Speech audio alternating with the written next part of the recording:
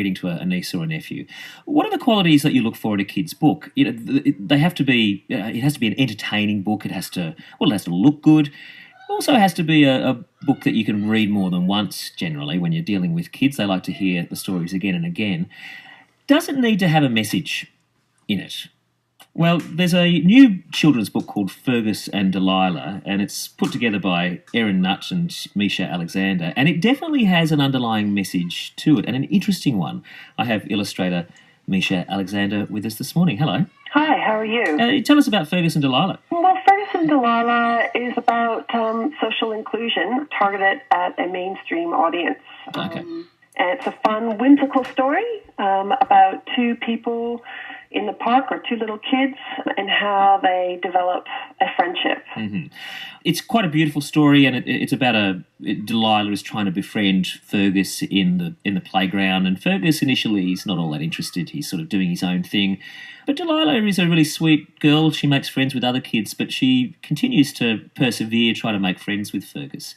What's going on between the two of them? Well, the inspiration for the book came from my son, who is autistic and also has an intellectual disability.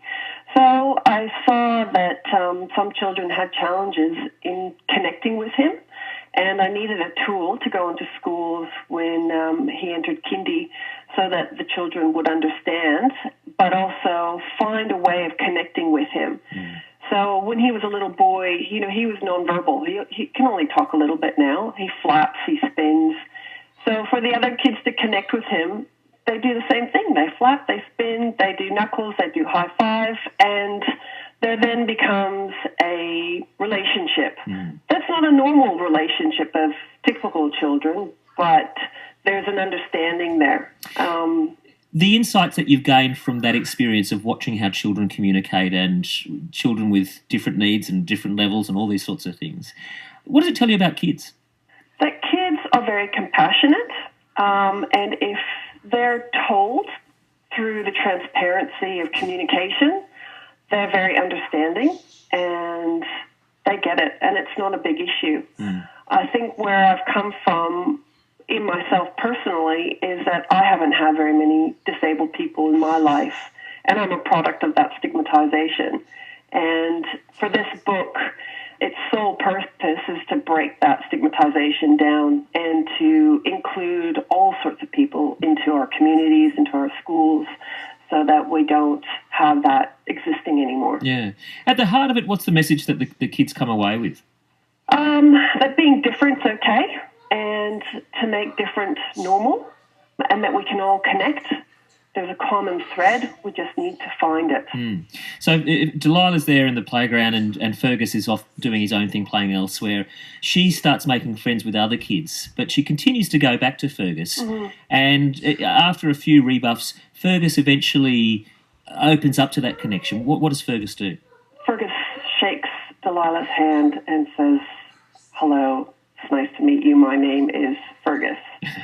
And he doesn't make eye contact. He just looks down and puts his hand out, and then they flap and spin together throughout the park. And all the kids are watching that, these two have made a connection, and then the rest of them want to join in. So it's really putting the message out there that we can all live harmoniously together in an inclusive manner. What does Fergus think about it? I think Fergus is over the moon.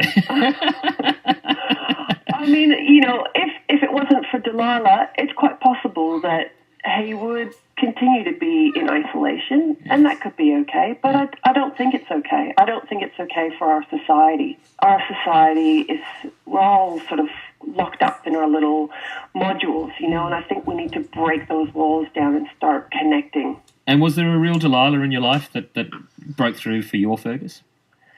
Yeah, there was a real Delilah. Delilah and Fergus are real people that were at school with Hugo. And yes, Delilah is a beautiful young girl, and she is particularly caring and loving and compassionate. Yeah. Definitely. There's inspiration there. Yeah, great. And how you've road tested this book on children to see how they'd respond to it, whether they'd sort of get the message. And how have they responded? Wonderfully. They love it. They love the book. We've donated the book into 120 schools up in our area, And which is the North Coast. Yeah, the North Coast. And the feedback we're getting from teachers and children is really positive. We've got some teaching resources that we send in as well. And it's just been great. Like, we've sold over 2,000 books now, so we've got a reprint, and we're just feeling very confident about the message, the children are getting the message, but that it's not, it's not a diagnostic book. It's a fun book, and I think that's the most important thing. It's just a kid's book, and it's just got somebody in it that's got a disability. Yeah. Hey, it's a great tale. It's and a great backstory behind it as well. Misha Alexander, who's the illustrator. The story's by Erin Nutt. The kids' book is called Fergus and Delilah. Misha, thanks so much for your time. Good luck with it. Thank you very much.